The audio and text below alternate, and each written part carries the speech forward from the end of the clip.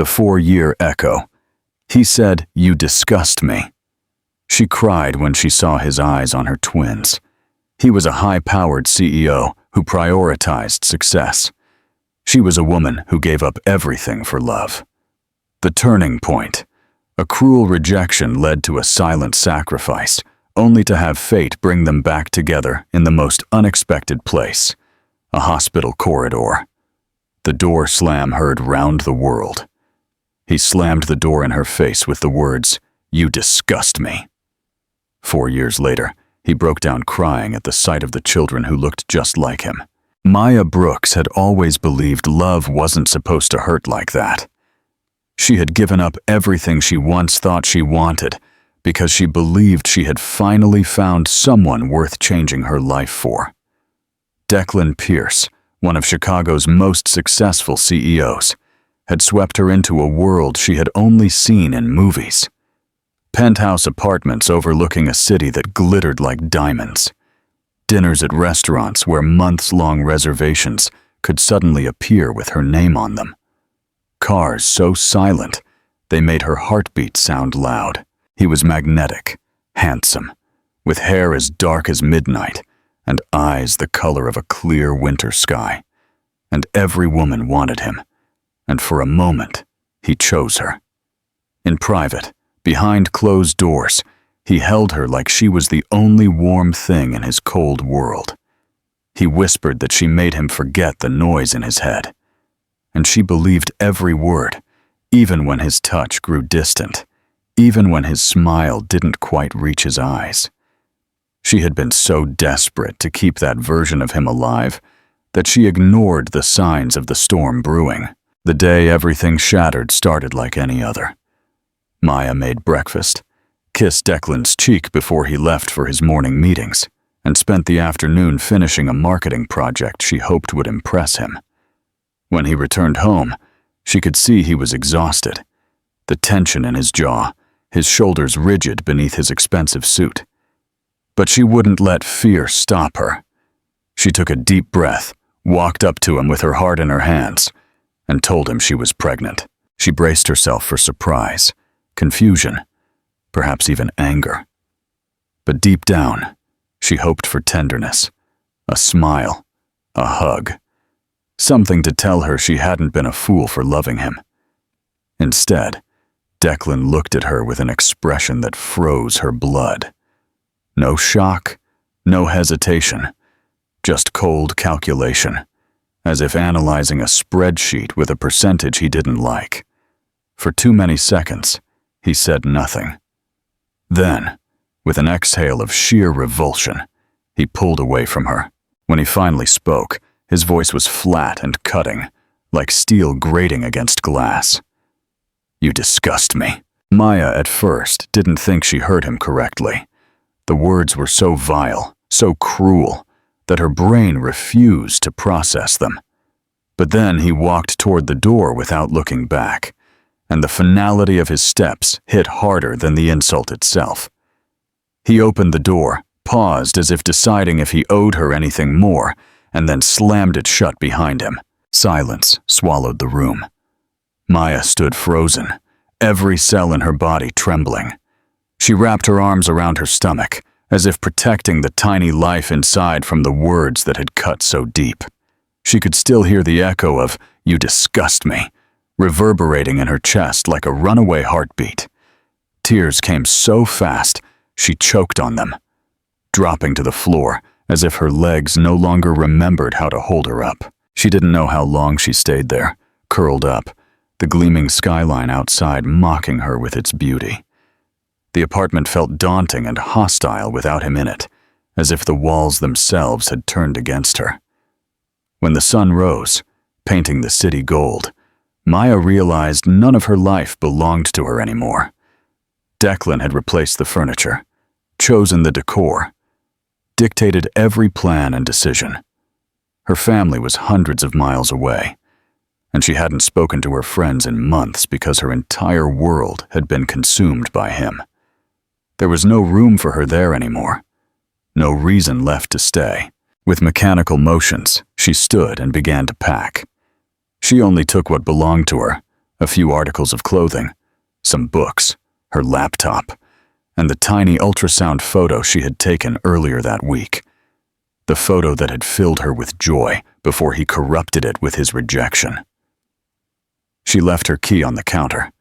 There was nothing more to say. She boarded a bus that night, her stomach churning with nausea and grief, watching the city that once promised her everything blur into a smear of lights and memories she could no longer bear to hold on to.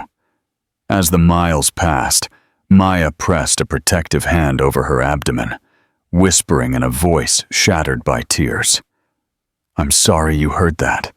I won't let anyone speak to us like that again. I won't let you feel unwanted." Ever. She had no idea where she was going. She had no idea how she would survive. But she knew one thing. Declan Pierce would never get another chance to break her again. That night, somewhere between cities she couldn't name and the future she couldn't see, she fell asleep curled against the bus window, exhaustion finally claiming her. And in that vulnerable moment, her last coherent thought was both a promise and a plea that someday this pain would mean something. That someday she wouldn't remember his rejection as the end of her story, but as the start of one worth living for. Call to action. Vote now. If you were Maya, would you have left immediately or tried to confront him one last time? Comment your answer below. And like this video if you believe she made the right choice for her child. 2 heartbeats, 1 new life. The bus stopped in a quiet town just before dawn, the kind of place that doesn't make headlines, where no one looked twice at a stranger getting off with a single suitcase and tired eyes. Maya didn't choose the town because it was special. She chose Maplewood because she was too exhausted to stay on the road any longer. And something about the peaceful quiet of the early streets made her feel like she could finally breathe again. The buildings were old but well kept, the sidewalks cracked but clean, and the air smelled of pine and distant rain. It was a place untouched by people like Declan Pierce, and for the first time in days, she didn't feel haunted by his voice. She found a room to rent above a bakery, where the landlord asked no questions. The scent of fresh bread drifted through the floorboards every morning, a strange comfort that reminded her she was still alive. She found a small clinic nearby and started her prenatal checkups again. The doctor was kind and gentle and never asked why she was alone. She built up the courage to apply for a part-time job at a small bookstore across the street.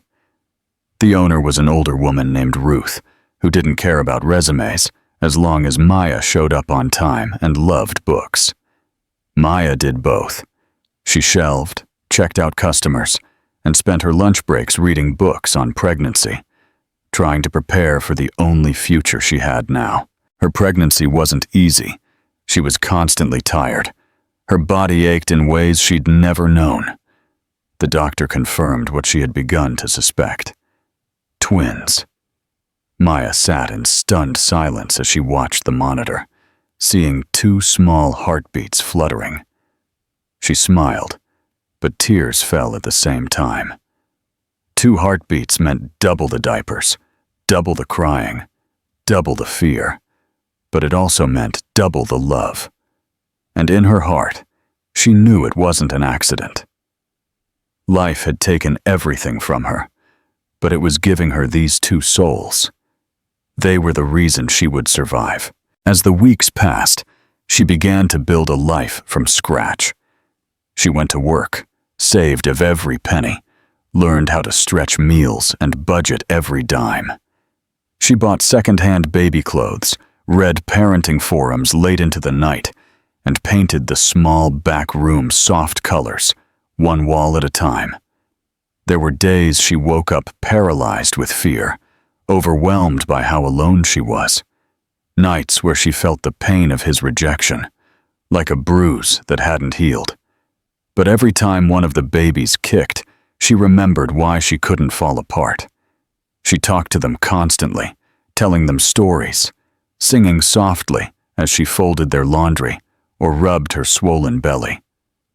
She wasn't sure if they could feel how much she loved them, but she hoped they did. One cold, late autumn night, the pain came too soon. She collapsed on the bathroom floor, barely able to reach her phone. Ambulance lights flashed like lightning through the windows. In the hospital, everything blurred into noise and bright white light.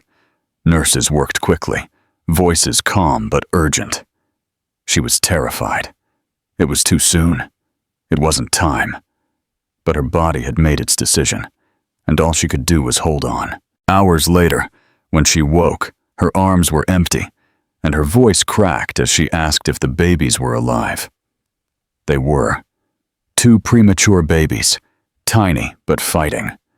The doctor told her they were strong, that they had a chance, but the road ahead would be hard. Maya spent the next few weeks in the NICU, barely sleeping, her chair dragged beside 2 incubators, where her children fought to breathe. She named them Ava and Noah. They were so small, their hands no bigger than the tip of her finger. She read to them every day. She held them skin to skin when the nurses allowed. She sang the lullabies her mother once sang to her. Every beep of the machines made her heart stop. Every pause in their breathing stole the air from her lungs. She lived minute by minute, beat by beat. The nurses started calling her the fighter. They said she was the calmest mother on the ward, the one who never broke down, the one who whispered hope to her babies even when the monitors screamed. But they didn't see the nights Maya spent in the hospital bathroom, curled up on the tile floor, sobbing into her hands. They didn't hear the prayers she whispered to a God she wasn't even sure she still believed in. All she knew was that she had to stay. She had to keep showing up. She had to be strong, even when she wasn't. When Ava finally opened her eyes for the first time, Maya laughed through her tears. When Noah wrapped his fingers around hers, she knew she would never let go. They were hers, not his, not anyone else's. Hers. The world could take everything, but it could never take this. And even in the darkest hours of that hospital ward, she started to believe, perhaps just barely, that this pain was not the end. It was the beginning of something no one could ever take away. The day Maya finally brought Ava and Noah home was cold. The kind of winter morning where frost clung to every window pane and the air bit her cheeks the instant she stepped outside. But to her, it felt like the first day of spring. After almost 2 months in the NICU, 2 months of hourly updates, of living amidst monitors and whispered medical terms, she was finally allowed to hold her children, not just for hours, but forever. Bundled in small coats, too big for their fragile bodies, her babies were wrapped up like hope, tucked into blankets. And as she stepped into the small apartment above the bakery once more, her eyes welled up. Everything looked the same. Worn carpet, peeling wallpaper, a second-hand crib tucked into the corner. But it felt completely new. This was no longer the place she fled to. It was the place they would grow up. The first few weeks were a blur of feedings, sleepless nights, and moments of panic when one of the babies wouldn't stop crying, and she didn't know why. Maya had no one to call, no mother or sister to lean on, no friend to knock on her door with hot soup or an extra set of arms. It was just her. Sometimes, in the middle of the night, she would sit on the floor between the 2 cribs, clutching a cold bottle in one hand, rocking a baby with her knee, trying not to cry from exhaustion. But every time one of the twins looked up at her, with those wide blue eyes that mirrored a past she was trying to forget, she found the strength to keep going. Not because it was easy. It never was. But because she had made them a promise the day they were born, they would never feel unwanted. She returned to work at the bookstore when the twins were almost 3 months old, leaving them at a small in-home daycare run by a retired nurse named June. It hurt Maya to leave that first morning, dropping off her babies with a stranger, but she had no other choice. She needed money. The rent was due. Formula wasn't cheap. Diapers never lasted as long as she hoped. At the bookstore, her hands shelved novels while her mind stayed with her children. But slowly, a rhythm began to form. Wake, feed, dress, daycare, work, pickup, dinner, bath, stories, collapse into sleep, and start again. It wasn't glamorous. It wasn't what she once imagined. But it was real, and it was theirs. Question time. Hiding the truth. Maya chose to erase Declan from her life to protect her children. Do you agree with her decision to keep their father a secret? Tell us your honest opinion in the comments. Subscribe for more emotionally powerful stories. Despite how hard she tried to forget, there were moments the past broke the surface. Every time a tall man in a tailored suit walked into the shop, her heart stopped before her mind caught up. Declan's face haunted her in the smallest details. The way Noah tilted his head when he was curious, the exact shade of Ava's eyes, that icy blue that didn't come from her. She didn't speak his name. She didn't tell the children where they came from. At first, she thought it was fear that kept her silent. But as time went on, she realized it was protection. She didn't want them growing up feeling like a mistake by someone who had walked away. At night, when the twins were finally asleep and the apartment was quiet, Maya sometimes allowed herself to remember. She would sit by the window with a cup of cold tea and look out at the tranquil street. She thought about who she used to be. The girl who believed love could fix broken things. The woman who stood in a penthouse thinking a man like Declan could want her forever. That woman had died the day he slammed the door. But something else had been born in her place. Someone stronger. Someone fiercer. Someone who didn't need to be chosen to know her worth. And yet, there were cracks. As much as she worked to build a wall between then and now, sometimes she caught herself wondering if he ever thought about them. She would wonder where he went. Did he ever wake up in the middle of the night, haunted by what he said, by what he lost? Or had he moved on so easily, so completely, that their lives didn't even flicker in his memory? She didn't know which was worse, him forgetting, or him remembering and not caring. Still, Maya kept going. The bookstore became more than a job. Ruth became a friend. Sometimes a grandmother figure to the twins, slipping them storybooks and warm muffins. June watched the children when Maya took extra shift, or when a fever struck in the middle of the night. Slowly, she found a family of sorts, not by blood, but by kindness and shared survival. She still carried the weight of everything alone, but it no longer crushed her. It simply became part of her. And as Ava and Noah grew, taking their first steps, saying their first words, laughing and crying in unison, like the two halves of her heart, Maya knew it didn't matter how painful her story had been. It had led her to this. It had led her to them. And that was worth every tear, every sleepless night, every memory she wished she could erase. They weren't the end of her old life. They were the beginning of a new one.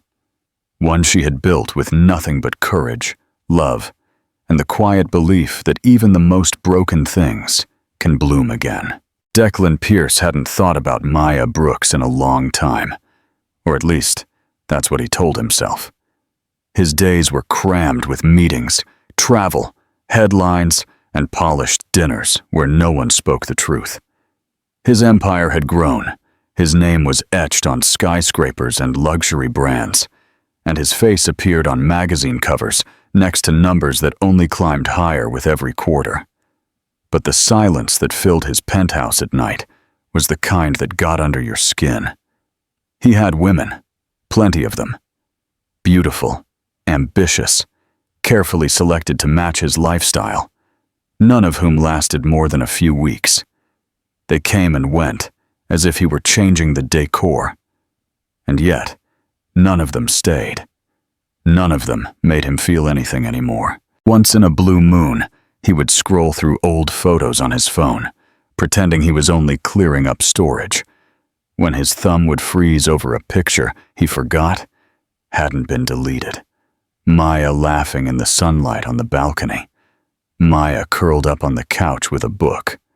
Maya holding an ultrasound with a shaky hand. Tears in her eyes. Hope and fear intertwined. That last one he deleted. Finally. But the image stayed in his mind longer than he cared to admit. He remembered the day she left, the way her face had sunken, how quiet she had been. In that moment, he had convinced himself it was mercy, that she was too soft for his world, that he would have destroyed her eventually. But now he wondered if the destruction had already happened, the moment he turned the knob, and didn't look back. What brought her back into his world wasn't guilt, or even memory. It was a coincidence, or maybe something crueler. His company sponsored a charity event at an upstate hospital, one of the many facilities his name was attached to through funding and investments. He didn't like public visits, but the board insisted on a photo opportunity. So he came. Camera flashes, forced smiles, cold hallways, and the usual parade of small talk. He shook hands with doctors, glanced at children he barely noticed, until one of the nurses asked if he'd like to visit the neonatal wing. Something about the way she said it made him pause, and not knowing why, he agreed. The room was quiet, a cocoon of soft beeps and sterile air, filled with new mothers and sleeping babies. And then he saw her. At first he thought he was imagining it. She was turned away, gently rocking a baby in her arms, wearing a yellow sweater, her hair pulled up in a messy bun. She looked thinner, paler, but unmistakable. He stopped breathing. His world shrank to the space between her and the child she held, and then she turned, and her green eyes met his. Her lips parted, but she didn't speak. She just stood frozen, like a deer caught in the headlights, like a dream that had turned into something real and dangerous. But it wasn't just her. Beside her was another baby in a pink bassinet, identical to the one she held, and both had dark hair and piercing blue eyes, eyes that looked too familiar, too specific to ignore. He felt it in his gut, the cold punch of recognition. Twins, girls, about a year old, maybe less, eyes like his. It was impossible, and yet it wasn't at all. He felt the floor shift beneath him. For the first time in years, he couldn't think, he couldn't calculate, he couldn't control his face. He just stared, wide-eyed, open-mouthed, until the nurse beside him touched his arm and asked if he was okay. Maya turned away, clutching both children protectively. She didn't say a word. She didn't give him a chance to speak. A moment later, she was gone, out the door with her daughters, leaving him in a fluorescent-lit hallway, with nothing but silence and the pulsing echo of his own heartbeat. Declan stood there long after she left, unable to move. He barely heard the rest of the tour, couldn't remember what he said to the press. On the flight back to New York, he didn't open his laptop. For the first time in a long time, business meant nothing. Numbers offered no distraction. All he could see was Maya's face, the babies, his daughters. He didn't know how to explain what he felt. It wasn't just shock. It wasn't just guilt. It was something deeper. A kind of loss he didn't yet understand. A realization that while he had been building towers of steel and glass, something real had grown without him. Something beautiful. And he had missed it all. He didn't go home that night. He walked the streets for hours, his hands shoved deep in his coat pockets, his head down. His reflection in the windows looked like a stranger, and somewhere between Madison Avenue and the park, where no one recognized him, Declan Pierce, the man who thought he could buy or rebuild anything, finally realized he might have destroyed the one thing that truly mattered before it ever had a chance to start. Call to action. What's his next move? Declan is heartbroken. What should he do now to earn Maya's forgiveness and meet his children? Comment with your advice. Don't forget to subscribe. Earning forgiveness. One day at a time, Declan didn't sleep the night after he saw Maya again. No matter how many times he closed his eyes, the image of her standing in that hospital hallway with 2 babies in her arms, babies who looked unmistakably like him, played on a loop in his mind. The shock had left him breathless, but now it was replaced by something much worse: remorse. The silence that had once protected his pride now felt suffocating. He had spent the last 4 years pretending he made the right decision, believing that pushing her away had been an act of strength, not cowardice. But seeing the result of that decision so vividly shattered every illusion. He hadn't just walked away from her. He had walked away from them. The next morning, he didn't go to the office. For the first time in years, he canceled all his meetings, turned off his phone, and ignored the incessant buzzing of his assistant. Instead, he sat in the corner of his sleek, cold kitchen, made of glass and marble, but utterly lifeless, and tried to figure out how he could fix what he had broken. He had no contact for her. She had vanished from his world without a trace after that night. Part of him had always assumed it was for the best. He figured she would move on, forget him, maybe even be better off. But she hadn't just moved on. She had built a life without him, a life that included his children. And she had done it alone. He hired a private investigator, someone discreet. He hated the thought of invading her privacy, but he knew no other way. Within a few days, the man returned with a small file. Maya Brooks, residing in a quiet suburb 2 hours north of the city. A modest apartment above a small bookstore, no romantic affiliations, works part-time at the same shop. Raising 2 children, Ava and Noah, healthy, active, described by neighbors as warm, responsible, and reserved. No mention of their father anywhere. It was as if Declan had been erased.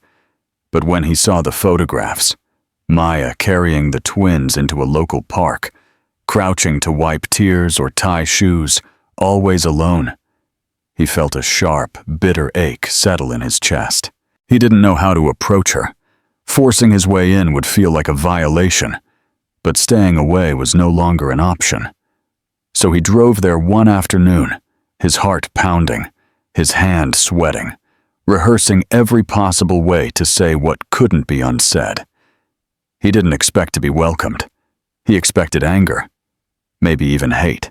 What he didn't expect was to find her working behind the counter, her hair pulled back, a tired smile on her face as she handed a customer a receipt. She looked up, and the moment she saw him, the smile vanished. The color drained from her face, but she didn't say a word. She walked into the back room and closed the door. Declan stood frozen. The air in the bookstore felt heavier now. The customer glanced at him curiously before leaving. He waited, unsure if he should follow her, unsure if he had the right. But after a minute, she returned. Her eyes were glassy, and her voice, when she spoke, was quiet and composed. She told him she didn't want a scene, that the twins were safe, that they didn't know who he was, and she didn't plan on changing that. He tried to speak, but she cut him off. She didn't scream. She didn't cry. That almost hurt more. She simply told him he had nothing to say to a man who had once looked her in the eye and told her she was disgusting, and then vanished when she needed him most. He asked if he could meet the children. She shook her head. She said they weren't a second chance for him to feel better. They weren't a performance. They were people, small, innocent people, who had never heard his name.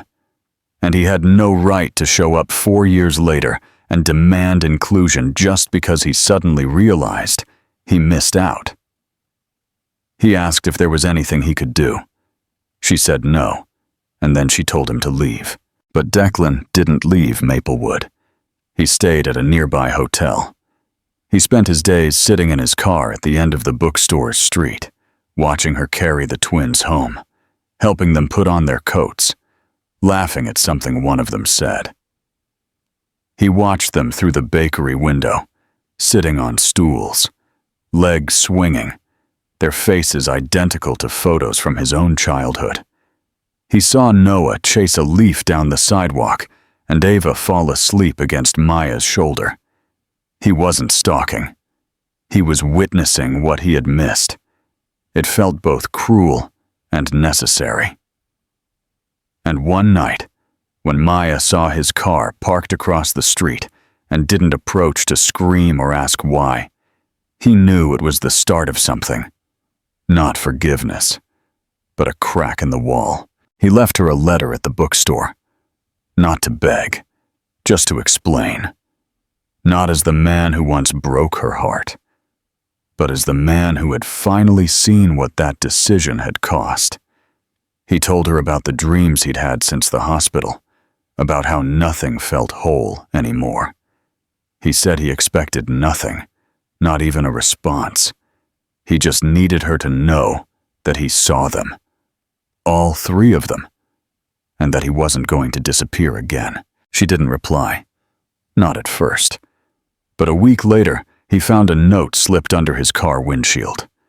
4 words. They start school Monday. It wasn't an invitation. It wasn't a welcome. But it was something. And for Declan, it was enough to believe that maybe, just maybe, the story wasn't over. That maybe, if he was patient, if he showed up every day with humility instead of excuses, he might one day earn the right to be part of the life he had once so carelessly walked away from. Declan didn't know what to expect that Monday morning, but he woke up before his alarm. He dressed in a dark sweater instead of a suit, and he drove through the quiet streets, his heart racing in a way it never did for boardrooms or billion-dollar mergers. The small local elementary school was tucked between 2 old brick buildings, its playground empty in the morning mist. He parked across the street, far enough away not to be noticed, close enough to see. When Maya arrived with the twins, holding a small hand in each of hers, he nearly stopped breathing. Ava was wearing a purple coat with stars on the sleeves. Noah's was green with dinosaur patches.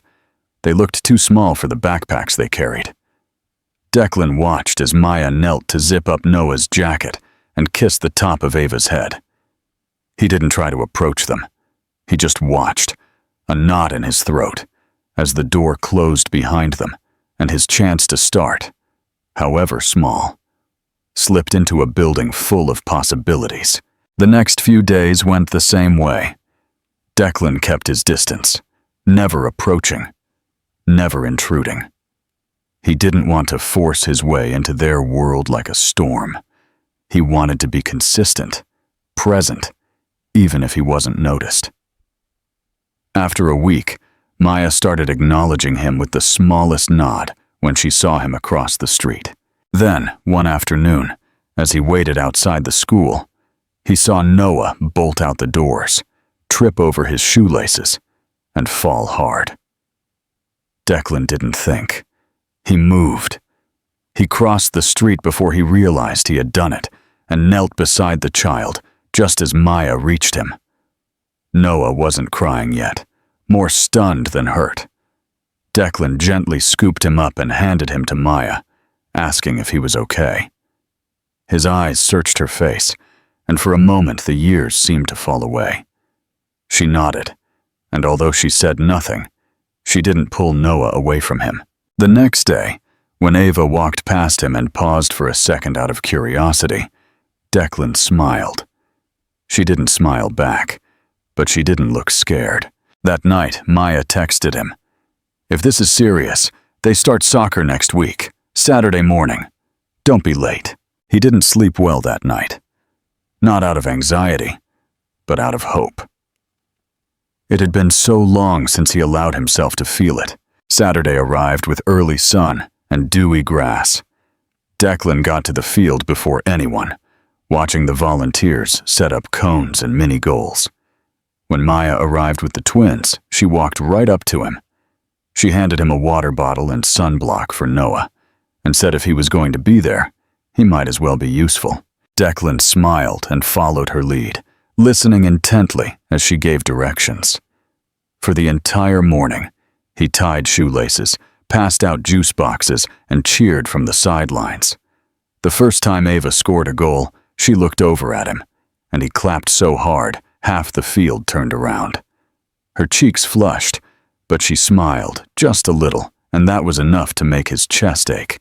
After practice, Maya didn't rush off as usual. They sat on a picnic bench while the kids played. The conversation started cautiously, polite, about the children's teachers, their favorite bedtime books, their personalities, Ava's quiet strength, Noah's boundless energy. Declan absorbed every word, and then, after a long pause, Maya asked the question that had lived between them unspoken for years. Why now? Declan didn't dodge.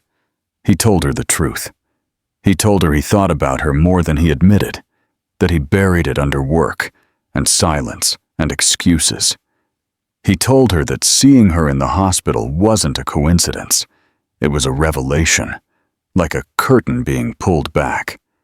He told her he knew he didn't deserve her forgiveness, that he had no right to ask to be part of the twins' lives after walking away, but that he couldn't stay away now that he knew them.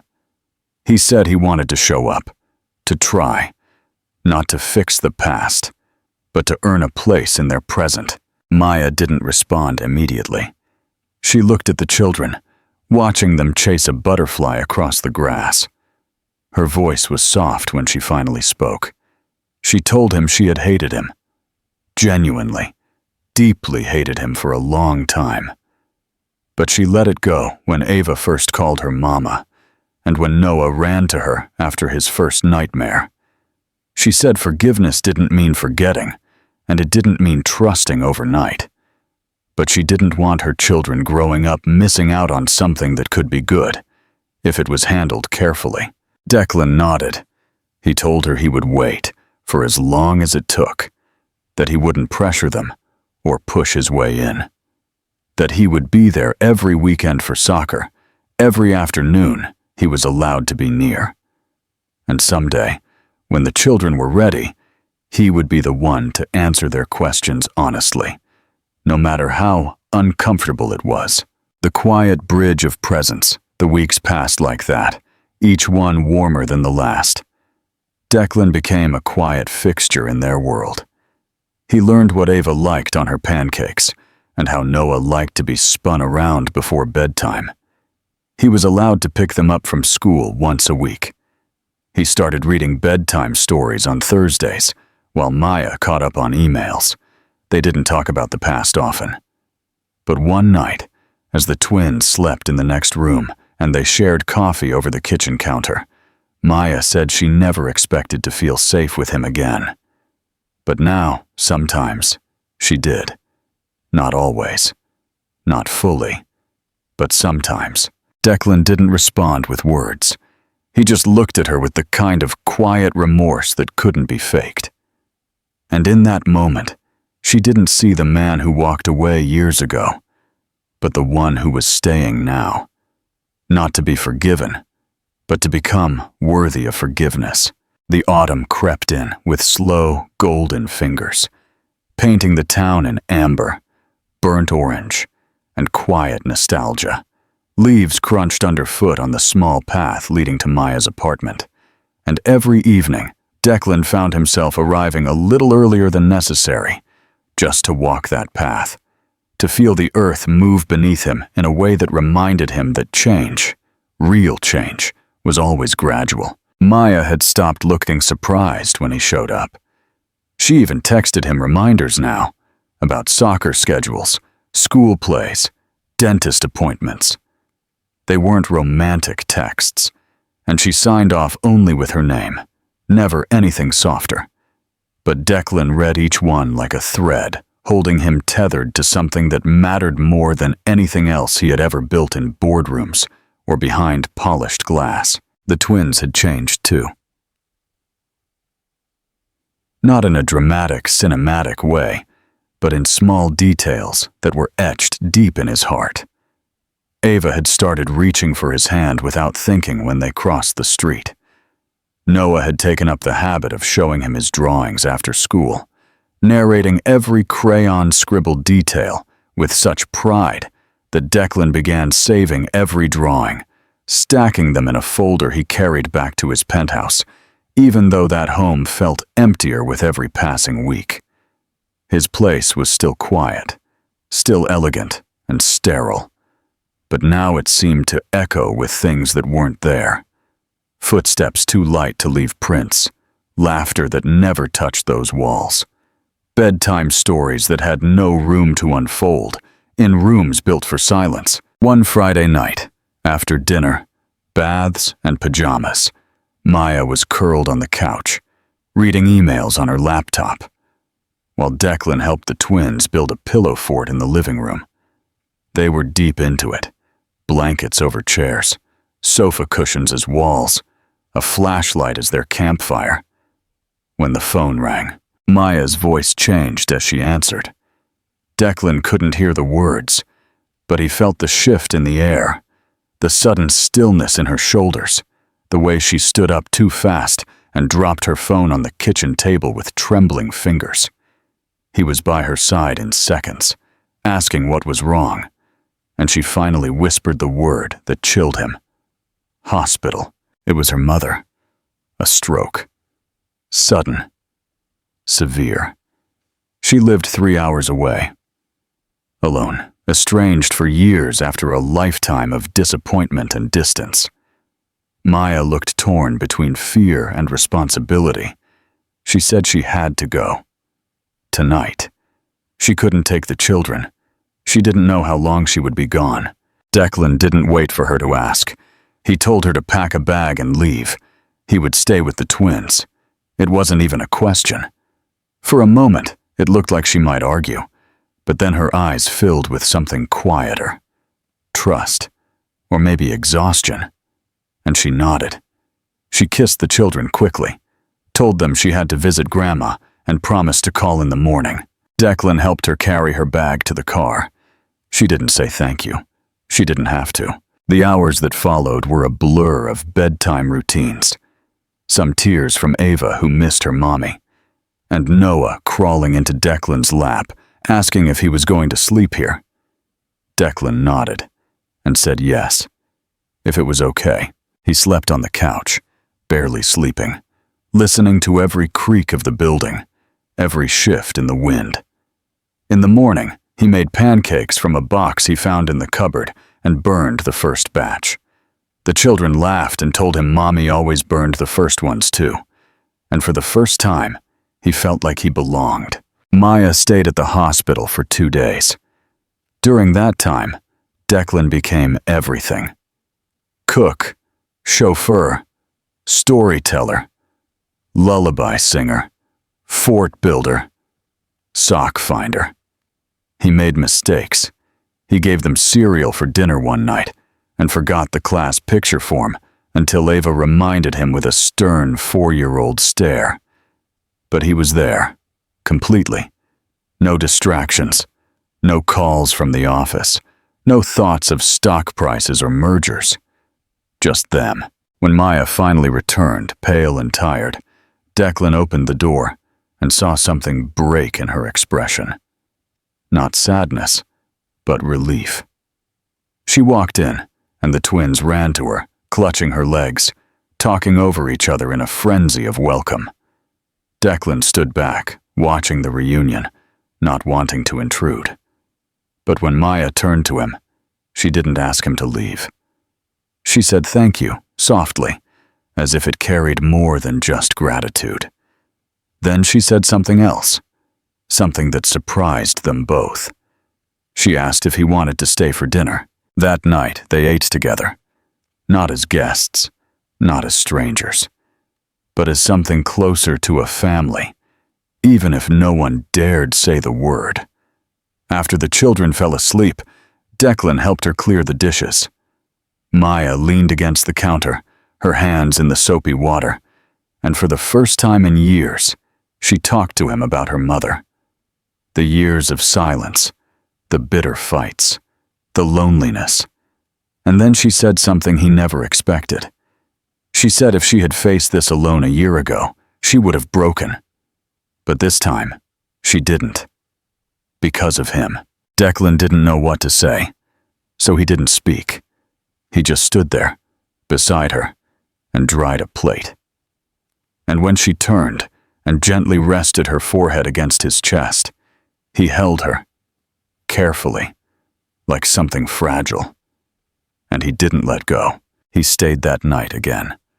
Not because he asked, and not because she said yes, but because there was no need to ask anymore. Something unspoken had shifted. The past hadn't disappeared. But for the first time, it wasn't a wall. It was a bridge. One built slowly, painfully, and with a kind of love that wasn't advertised, but revealed over time, in burnt pancakes, in soccer games, in sitting next to someone in silence when there were no right words. Just presence. Declan lay awake on the couch long after the lights went out. The hum of the heater, the only sound. He listened to the quiet breathing of his children down the hall and the soft creak of Maya's footsteps upstairs. And for the first time since he met her, he wasn't planning how to win or fix or prove anything. He was just there, and it was enough. The birthday promise. Winter melted into spring slowly that year, as if the world was waking up from something heavy. Snowbanks shrank to puddles. Trees began to bud again. And for the first time in a long time, the air didn't feel like something they had to survive. Maya stood at the kitchen window one Saturday morning, watching the children draw on the sidewalk with chalk, while Declan helped them spell out their names in colorful, clumsy letters. She sipped her coffee in silence, trying to grasp the feeling blooming inside her. It wasn't certainty, not exactly, but something close. A quiet peace. She had spent so many years learning to do everything on her own, learning not to need, not to rely, not to expect. But now she didn't feel like she was alone. Not anymore. Declan had become a permanent fixture in their lives. Not a guest, not a stranger. He knew the names of their stuffed animals, the sound of Ava's cry when it wasn't real, the way Noah went quiet instead of loud when he was overwhelmed. He knew what brand of toothpaste they liked, and which bedtime story Maya used when she needed them to fall asleep fast. More than that, he knew Maya. The real one. The one who wasn't polished or guarded. The one who got frustrated over bills and anxious about doctor's appointments and teared up when Ava called her brave. She had stopped hiding from him, and he never used anything she shared against her. That alone was something she never thought she would feel again.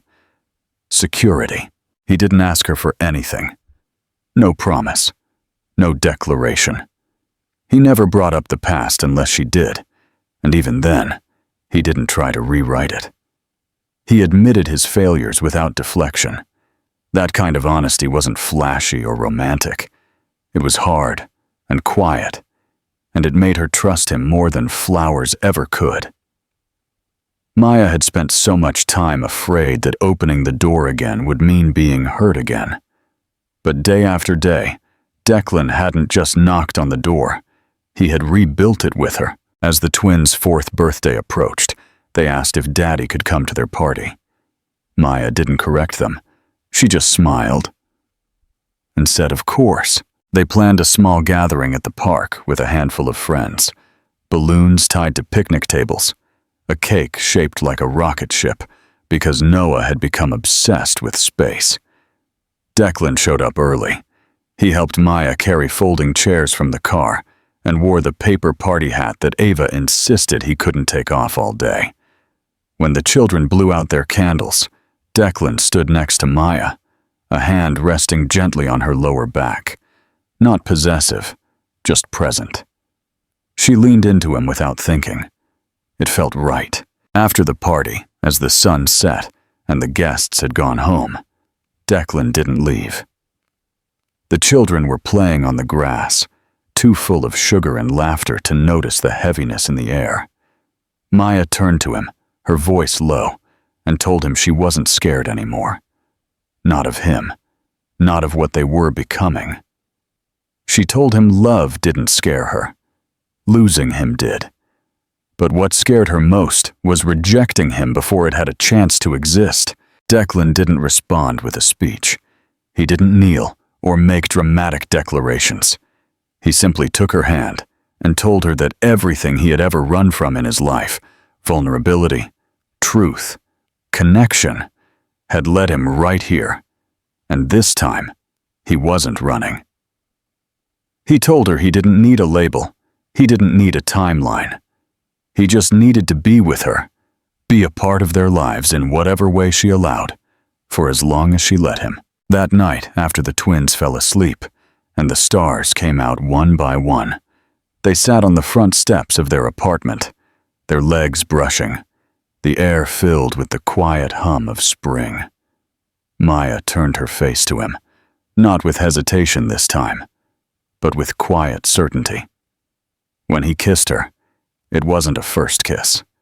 It wasn't a reunion. It was something in between. Something built over years on pain, on second chances that should never have happened. In the weeks that followed, Declan started spending more nights at the apartment. He never brought work with him. He left his phone on silent during dinner.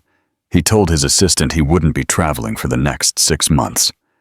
For the first time, his company was not the center of his universe. It was still important, but it wasn't everything. His everything was now wrapped up in small arms that hugged his legs when he walked in the door, and the woman who waited for him with tired eyes and warm tea. He started building a life that didn't need to be won or performed. It just needed to be lived. One rainy afternoon, Maya found him sitting in the living room, reading a space encyclopedia, with Noah on one knee and Ava snuggled up beside him. She stood in the doorway for a long time, watching them, her arms crossed, her heart full. When he looked up and saw her there, he smiled with the kind of smile she had never seen on him before. Not the charming, calculating grin of a man closing deals, but the soft, almost boyish expression of someone who had finally found where he belonged. Maya walked over, kissed his forehead, and whispered that this messy, ordinary, incredible life was something she never thought she would have again. Declan held her gaze, his voice low but firm, and said, "Me neither."